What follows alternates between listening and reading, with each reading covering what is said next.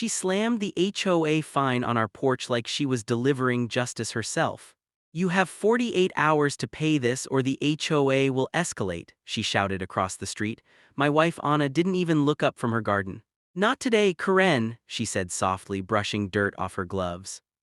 Karen's face turned red. "You people think the rules don't apply to you," she snapped. The words "you people" hung in the air like poison. I could feel my jaw tighten, but Anna just smiled. "I'm not paying for grass that belongs to the city," she replied calmly. That's when Karen stormed off, phone in hand, muttering something about calling the cops. I laughed under my breath.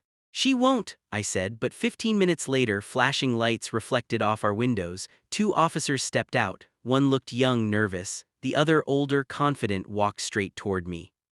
Karen pointed at Anna like she was the villain in a movie. "That woman is refusing to comply with HOA policy. Arrest her for property violation."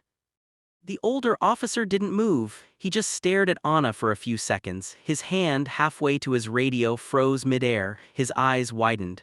"Judge," he whispered, his voice trembling. Karen frowned, confused. "What are you talking about? She's just some stubborn housewife." The officer turned slowly to Karen, his tone suddenly sharp. "Ma'am, do you realize who you're talking about?" Anna stood up, finally meeting Karen's gaze. "I told you, Karen," she said quietly, her voice steady and cold. "I don't break laws, I write them." Karen blinked, lost. "What?" The younger officer glanced between them, realizing the truth. His voice cracked a little as he said, "Ma'am, this is Judge Anna Myers." Karen's face went pale, but it was too late. The store Karen's mouth opened, but no sound came out. The flashing lights painted her face red and blue as she tried to collect herself. Judge, that's impossible. She lives here," she stammered, like judges were supposed to live on mountaintops. Anna dusted her hands and walked closer, calm as ever. "I live here because this is my property, Karen," she said, "and no HOA rule can override city zoning laws."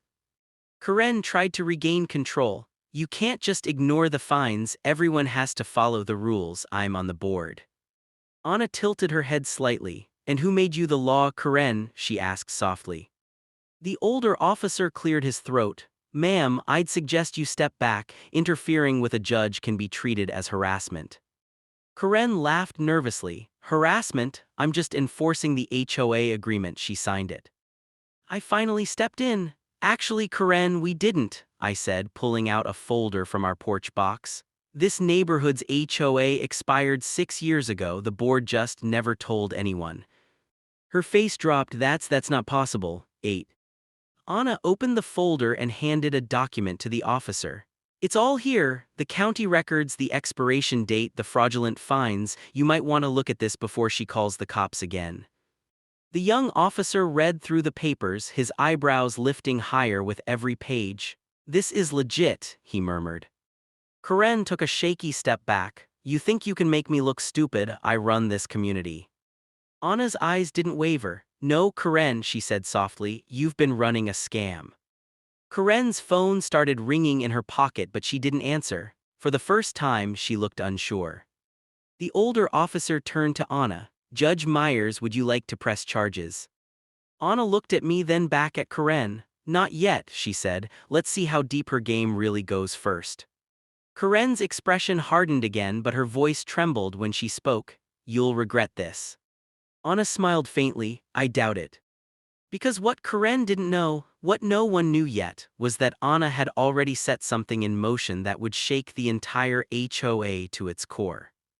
6 The next morning, the entire neighborhood was buzzing. Karen's version of the story spread fast. She told everyone that the so-called judge was faking her credentials, that we forged county documents, and that she was going to take us down legally. By noon, a stack of flyers appeared on every doorstep.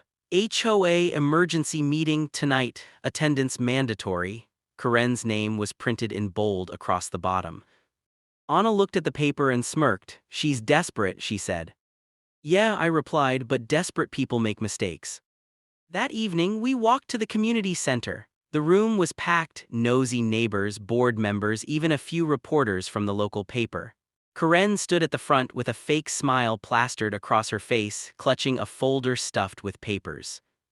As your HOA president, she began, I'm here to protect this community from people who think they're above the law. These two, she pointed at us, have refused to pay fines, forged documents, and lied about government positions.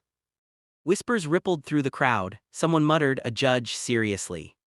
Anna didn't say a word, she just waited, eyes calm but sharp. When Karen was done with her dramatic speech, Anna slowly stepped forward and placed a single USB drive on the table. I have a short clip, she said. It's from your HOA office camera last Thursday.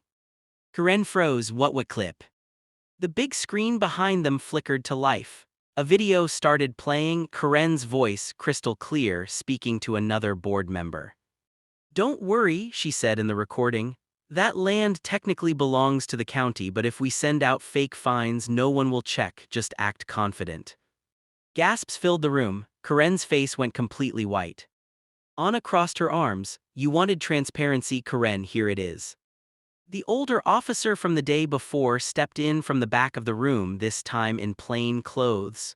We've been waiting for that footage, he said. Judge Myers, thank you for turning it over. Karen stumbled back. You set me up.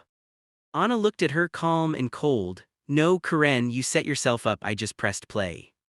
The crowd's whispers turned to murmurs of disbelief. The once feared HOA president was now trembling in front of her own board.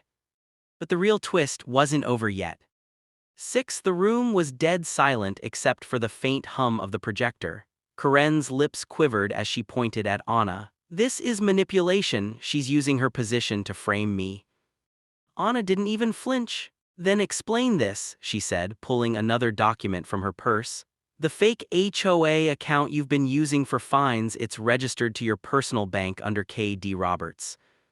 The crowd gasped again, even the other board members looked stunned. One of them, an older man named Jeff, spoke up, his voice shaking. Karen, you told us the funds went to community maintenance. Karen's eyes darted around. They did, they were supposed to, The officer stepped closer. Ma'am, that's embezzlement and forgery, you might want to stop talking. Karen's confident mask finally cracked. You can't arrest me, I am the HOA. Anna sighed softly. No, Karen, she said, you were.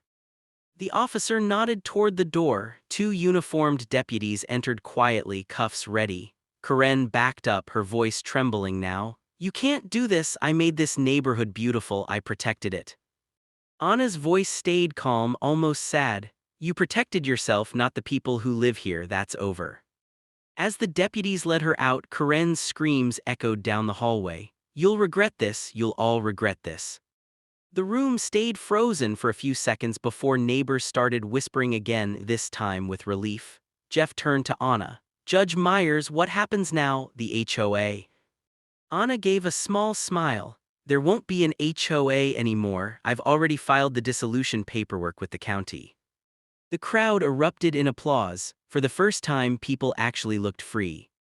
But then the officer who'd helped earlier leaned in toward Anna, his tone low. Judge, you were right, there's more. Anna frowned. More what?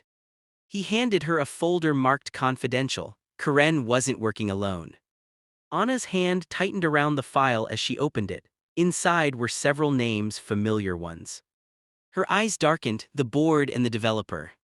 The victory suddenly felt smaller, because what Anna had just uncovered wasn't just corruption in one HOA, it was part of something much bigger and much dirtier.